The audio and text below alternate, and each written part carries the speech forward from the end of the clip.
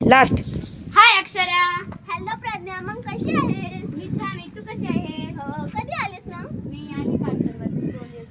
मग शाळा चांगली आहे ना? शाळा चांगलं झालं. तुमची?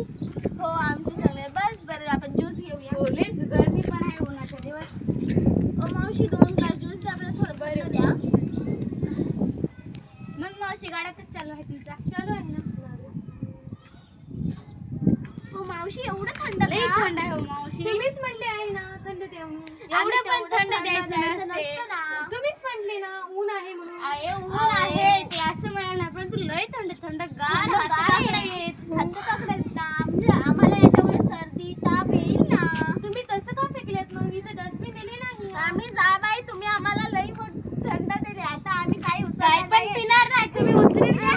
बाई, जाऊया तुम्ही लयच वाईट साईड बोलले. आम्ही आम्ही नाही पिणार. पिणार तुमच्या दुकानामध्ये. आणि तुमचे तर आम्ही पैसे चाललोय. पण नाही देणार. आम्ही पैसे पण नाही देणार. तुमचा पिण्याचा तर पुरं खालीच गेले. आम्ही का पिलं नाही का नाही? जावा. पैसे देणार नाही तर नाही, पण उचलून तर टाका ना. नाही उचलणार आम्ही. तुम्ही थंडगार का दिला? नाही उचलणार.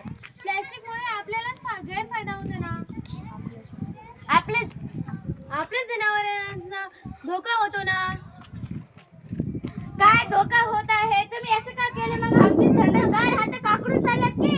तुम्हीच म्हटले थंड म्हणून. हो, पण मला तेवढं थंड द्यायचं आठवलं. नाही. ए प्रज्ञा, तसं करू नये. मला आठवलं आमची चुकी होती. सॉरी काकू, आम्ही प्लॅस्टिक उचलला. मला सॉरी आणि मला तर आम्ही कधी माझी- पण करायचं नाही. आमची मला चुकी माझी- आम्हाला मान्य आहे. मला माझी 4थीची आठवण आली की माझी म्हैस प्लॅस्टिक मुळे मरणच सोडलं होतं म्हशीचं माझ्या. सॉरी.